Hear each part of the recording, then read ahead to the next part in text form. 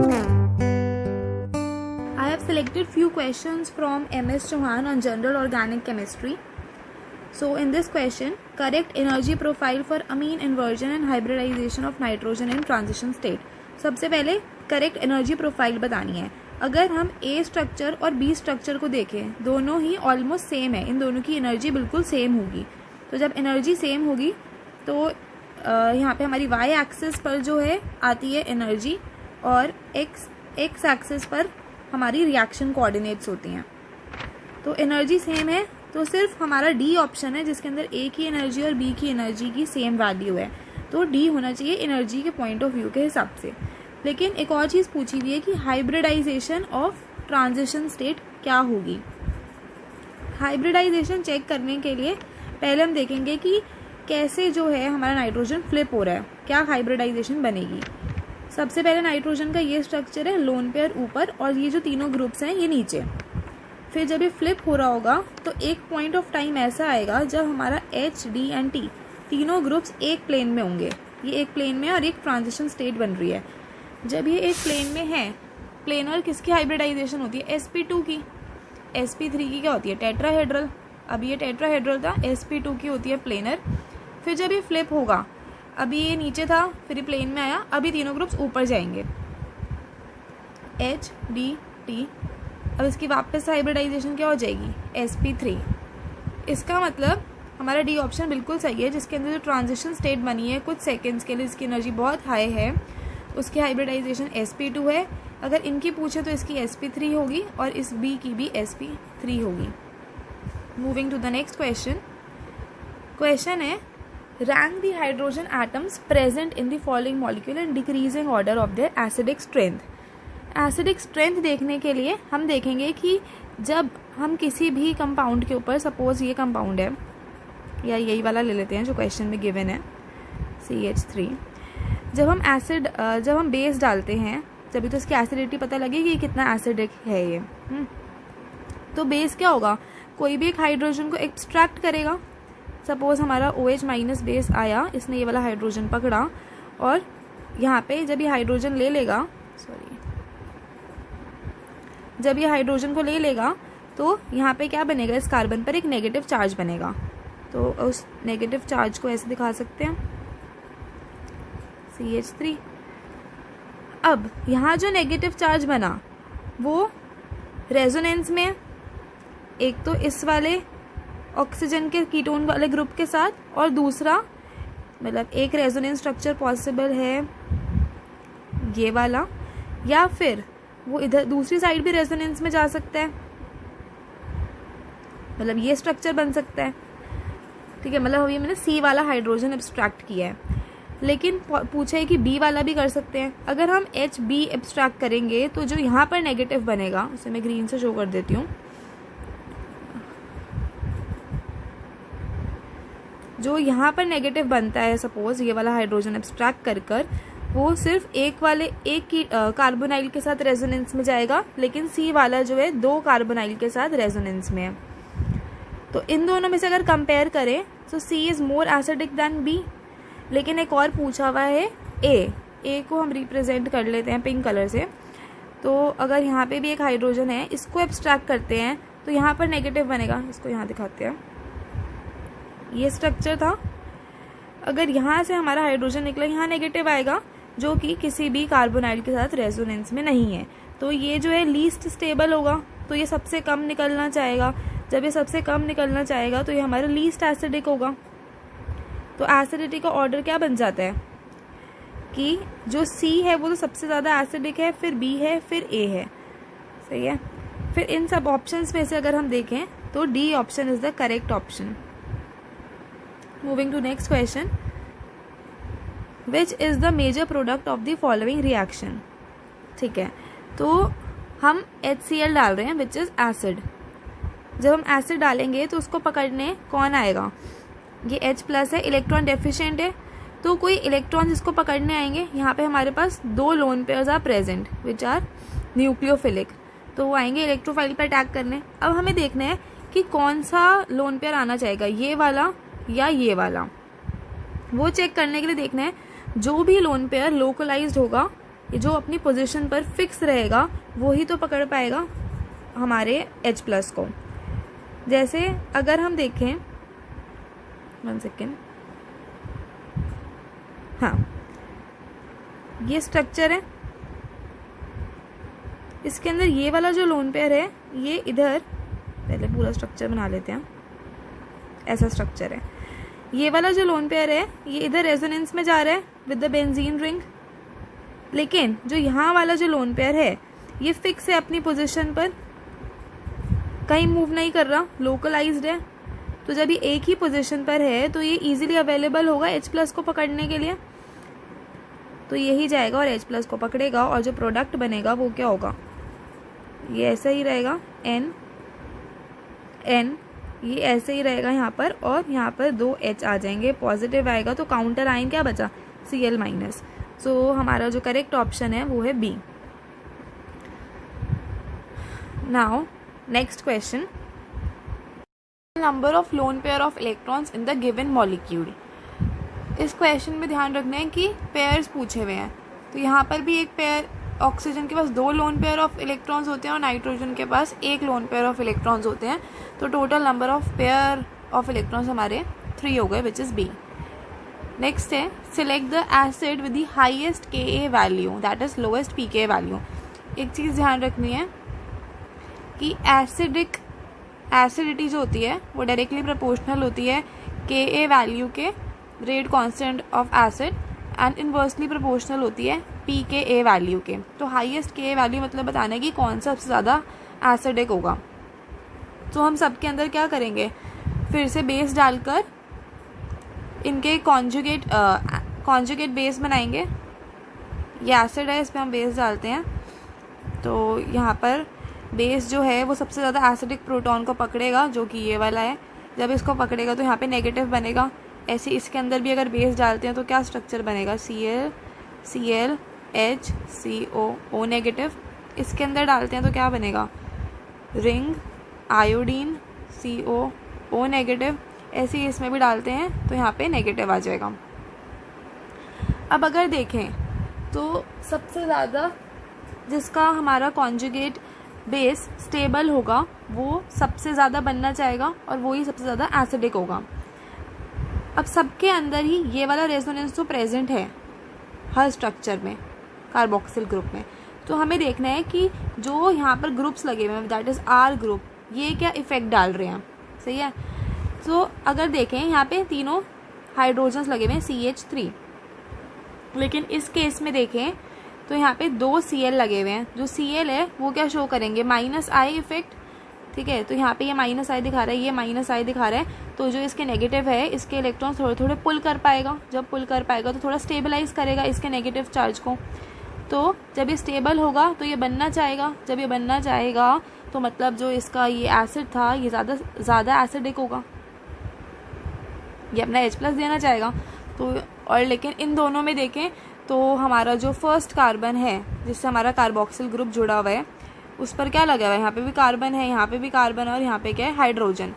तो ये तो कोई -I नहीं लगा रहा, सिमिलरली यहाँ पर भी ये कोई -I नहीं लगा रहा। तो अगर हम एसिडिक देखें सबसे ज़्यादा एसिडिक जो है वो B होगा, क्योंकि यहाँ पे -I लग रहा है जो नेगेटिव को स्टेबलाइज करेगा। नेक्स्ट क्वेश्चन है, मोस्ट स्टेबल कार्बोकेटाइन पूछा है कि कौन सा होगा। ये ध्यान रखना है कि कार्बोकेटाइन की स्टेबिलिटी चेक करते टाइम क्या क्या देखते हैं। एक तो देखेंगे सबसे पहले मीज़ो, जो जिसके अंदर भी मीज़ो है सबसे ज़्यादा स्टेबल। फिर देखते हैं एरोमेटिसिटी, कि जहाँ पर भी एरोमेटिसिटी आ रही हो वो स्टेबल हो जाता है। थर्ड चेक करते हैं रेजोनेंस। फोर्थ चेक करते हैं hyper conjugation.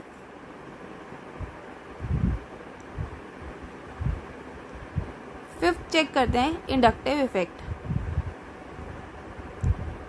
This is the order जो आपको चेक करना है कार्बोकेटाइन की स्टेबिलिटी देखते टाइम।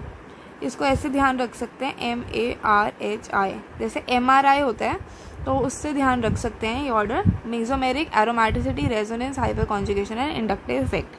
अब अगर देखें हमारे जो चारों ऑप्शंस हैं इसमें से किसी में भी मीज़ो नहीं लग रहा। मीज़ो कब लगता है, जब हमारा जैसे लोन पेयर वाला कोई ग्रुप प्रेजेंट हो कार्बोकेटाइन के बगल में, जैसे यहाँ पे अगर लोन पेयर होते हैं तो इसको दे देता है, जिसको बोलते हैं मीजोमेरिक इफेक्ट। चाहे नाइट्रोजन हो, नाइट्रोजन के पास भी लोन पेयर होते हैं तो वो दे सकते हैं।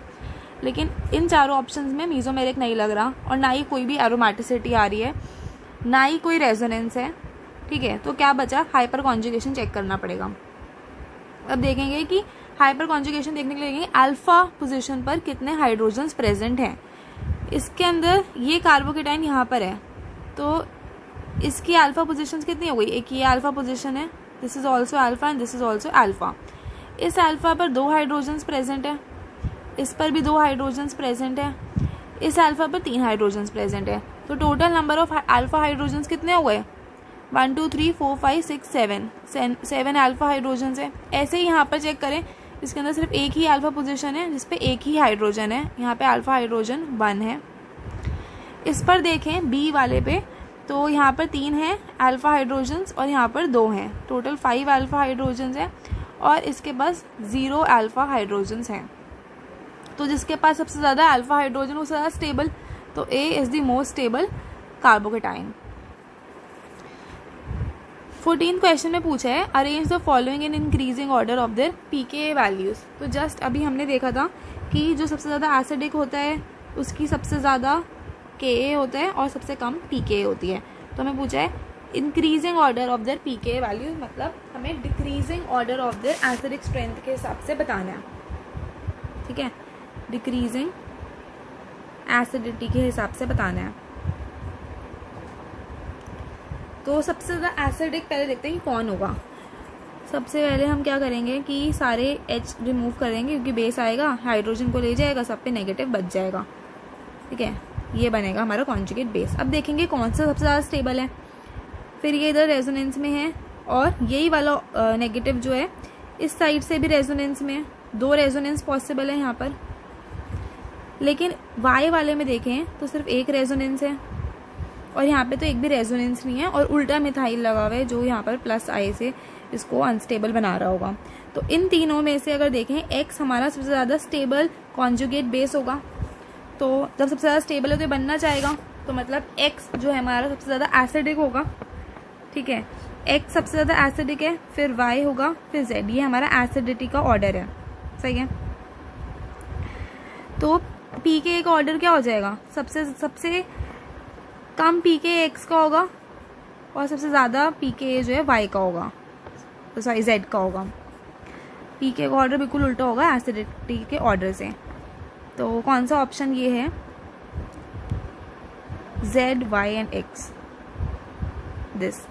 सो बी ऑप्शन हमारा करेक्ट ऑप्शन है।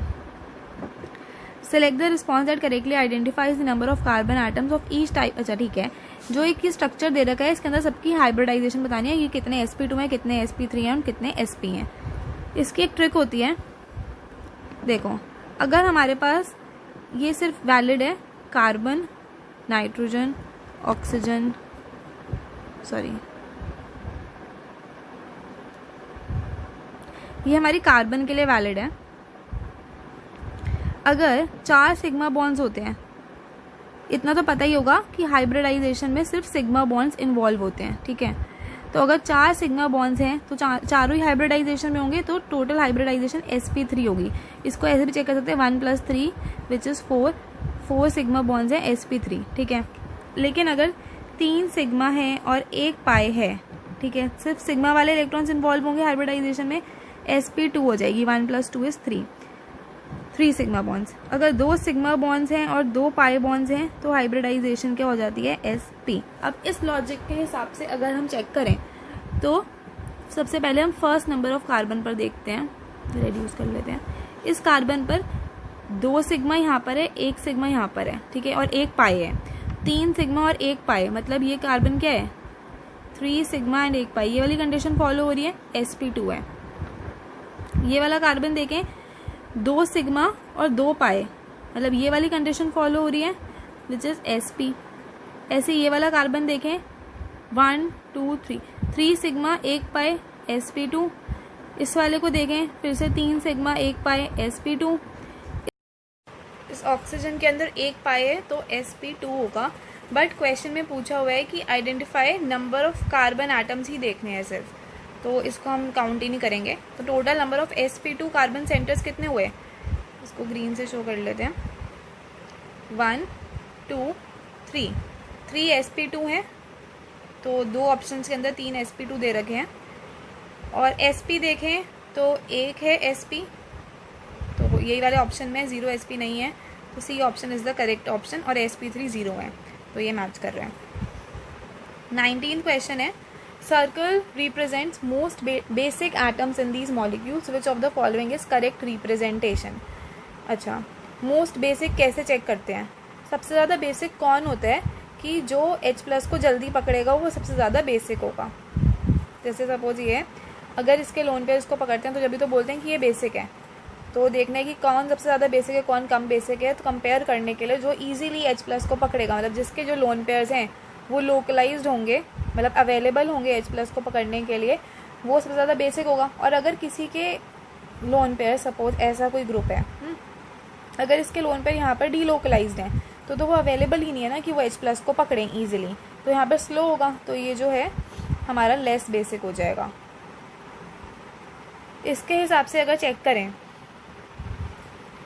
तो ए ऑप्शन के अंदर यहाँ पे एक नाइट्रोजन पे लोन पेयर है और इस नाइट्रोजन पे भी लोन पेयर है।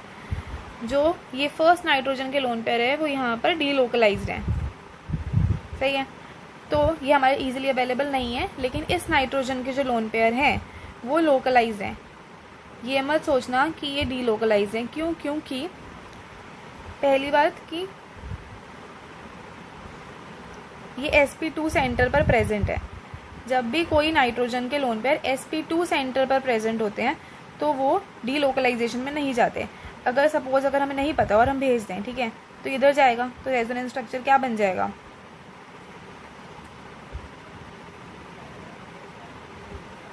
ठीक है। तो यहाँ पे कितने हो गए, 2 पाए हो गए और 2 सिग्मा। जब 2 पाए और 2 सिग्मा होते हैं तो ये क्या हो जाएगा, sp मतलब क्या, लीनियर, मतलब पॉसिबल ही नहीं है ना कि एक रिंग के अंदर linear structure is not possible. तो वैसे भी याद रखना है कि जो sp2 के जो लोन पेयर्स होते हैं वो कभी भी हाइब्रिडाइजेशन में पार्टिसिपेट नहीं करते और वो लोकलाइज्ड होते हैं। तो ये लोकलाइज्ड है, that is this is more basic as compare to the other nitrogen. इसके हिसाब से अगर बी वाले पार्ट में देखें तो ये वाला जो नाइट्रोजन के लोन पेयर है sp3 पर ही है, हाइब्रिडाइजेशन में जा सकते हैं बेंजीन रिंग के साथ, तो ये जाएंगे, डीलोकलाइज्ड है। ऐसे इस वाले नाइट्रोजन को देखें, ये भी डीलोकलाइज्ड है, ठीक है। लेकिन इस नाइट्रोजन को देखें तो इसके लोन पेयर्स कहीं पे अवेलेबल ही नहीं है जाने के, कहीं पर भी जा ही सकते हैं रेजोनेंस में, तो ये अपनी जगह पर लोकलाइज्ड हैं। तो मतलब इन तीनों नाइट्रोजन्स के अंदर 1, 2 और 3 नाइट्रोजन के अंदर सबसे ज़्यादा बेसिक ये वाला ही होगा, तो मतलब ये करेक्ट ऑप्शन मांगता सर्कल, ऐसे ये भी करेक्ट मांगता। तो वैसे तो हमें यहीं से पता लग सकता है कि आंसर क्या होएगा, ऑल ऑफ दीज, पर चेक कर लेते हैं सी को भी। तो देखो इसके अंदर 3 नाइट्रोजन के लोन पेयर्स अवेलेबल हैं, ये डीलोकलाइज्ड है, इधर वाला भी डीलोकलाइज्ड है, लेकिन ये वाला जो है यहाँ पे कोई भी आसपास पाए नहीं है, तो ये रेजोनेंस में जाए, ये लोकलाइज्ड है, तो सबसे ज़्यादा बेसिक यही होगा, तो ये भी सही है। Next question, arrange the following in decreasing order of their acidic strength, ठीक है। एसिडिक स्ट्रेंथ मतलब एसिडिक कौन होते हैं, जो इजीली अपना H+ दे दें, ठीक है। तो अगर हम इसको देखें, ये अगर अपना H+ देता है, ठीक है, हम नेगेटिव ऑफ H+, हम H+ हटा रहे हैं, तो ये स्ट्रक्चर बनेगा, ठीक है। बी वाले को देखें, NH है, इसका अगर H+ हटा देते हैं तो क्या स्ट्रक्चर बनेगा, नाइट्रोजन पे नेगेटिव आएगा। सी वाले का अगर H+ हटा देते हैं तो ये स्ट्रक्चर बनेगा, और अगर डी वाले का H+ हटा देते हैं CH3 न्यूट्रल बनेगा। तो अगर हम सबसे ज़्यादा स्टेबल देखें कौन हुआ, सबसे ज़्यादा स्टेबल होगा न्यूट्रल, उसके बाद ही अनायन वाले होंगे, तो ये और ये 2 स्ट्रक्चर हमारे पास न्यूट्रल हैं। अब अगर देखें कि इन दोनों में से ईजिली किसका H+ हटना चाहेगा, ठीक है, तो हमें देखना पड़ेगा कि यहाँ इस केस में ऑक्सीजन पर पॉजिटिव था, इस केस में नाइट्रोजन पर पॉजिटिव था, कौन ज़्यादा अनबेयरेबल है, मतलब ऑक्सीजन ज़्यादा इलेक्ट्रोनेगेटिव है, तो वो अपने ऊपर प्लस तो रखना ही नहीं चाहेगा एज़ कम्पेयर टू नाइट्रोजन। तो सबसे जल्दी ये अपना H+ हटाएगा ताकि ये न्यूट्रल होए, तो सबसे ज़्यादा एसिडिक A हो जाएगा, उसके बाद हमारा डी हो जाएगा एसिडिक। अब इन दोनों में से अगर कंपेयर करें बी और सी में से, पहले तो इसी ऑप्शन के हिसाब से हम चेक कर लेते हैं कि ए सबसे ज़्यादा एसिडिक है, फिर डी है। तो एक ये ऑप्शन सही लग रहा है और ये ऑप्शन सही लग रहा है, ये दोनों ऑप्शन तो वैसे ही कट गए। लेकिन अब हमको चेक करना पड़ेगा बी और सी में से ज़्यादा एसिडिक कौन होगा। वो चेक करने के लिए देखेंगे कि बी ये बना रहा है और सी ये बना रहा है, ठीक है। तो कौन ज़्यादा स्टेबल है, ऑक्सीजन पर नेगेटिव ज़्यादा स्टेबल है या नाइट्रोजन पर नेगेटिव ज़्यादा स्टेबल है। तो हमें पता है ऑक्सीजन ज़्यादा इलेक्ट्रोनेगेटिव है, तो वो अपने ऊपर नेगेटिव को बेयर कर सकता है। तो सी ज़्यादा स्टेबल है, तो ऑप्शन क्या हो जाएगा, एसिडिक स्ट्रेंथ ए की सबसे ज़्यादा, फिर डी की, फिर सी की, फिर बी की। तो मतलब C option is the correct option. ये हमारा लास्ट क्वेश्चन है कि पूछे नॉन ज़ीरो डायपोल मोमेंट किसका होगा। अगर हम सबसे पहले देखें, हमें देखने से क्या लग रहा है कि इधर से और इधर कैंसिल हो रहे हैं, ऐसे ये भी कैंसिल हो रहे हैं, तो ज़ीरो हो गया इसका डायपोल मोमेंट। ऐसे इसके अंदर भी देखें, ये टेट्राहेड्रल शेप में दिखा, प्लेनर रखा है, पर ये जो कार्बन है सेंटर वाला वो टेट्राहेड्रल है, मतलब सारे एंगल जो हैं 109 डिग्री पर हैं। CH2Cl CH2Cl CH2Cl, ठीक है। तो ये भी सारे आपस में कैंसिल हो रहे होंगे। ऐसे ही यहाँ पर भी इसके डायपोल मोमेंट्स कैंसिल हो रही हैं। लेकिन ए में अगर ध्यान से देखें तो ए का स्ट्रक्चर कैसा है, ये जो रिंग है एक प्लेन में है और यहाँ पे OH लगा हुआ है रिंग के ऊपर और यहाँ पे भी OH लगा हुआ है रिंग के ऊपर। अगर तो ये प्लेन में होते तो ये ऑपोजिट जा रहा होता है इन दोनों का डायपोल और ये कैंसिल हो रहे होते, पर ये प्लेन में नहीं है, तो इसको हटा देते हैं। दोनों ही रिंग के ऊपर है, तो जब ऊपर है तो आप इमेजिन कर सकते हो ये ऐसे ऊपर जा रहा है, सही है, ये भी इसी की डायरेक्शन में ऊपर जा रहा है। तो क्या ये दूसरे को कैंसिल कर पा रहे होंगे, नहीं कर पा रहे होंगे। तो नॉन ज़ीरो डायपोल मोमेंट ए का होगा। Thank you.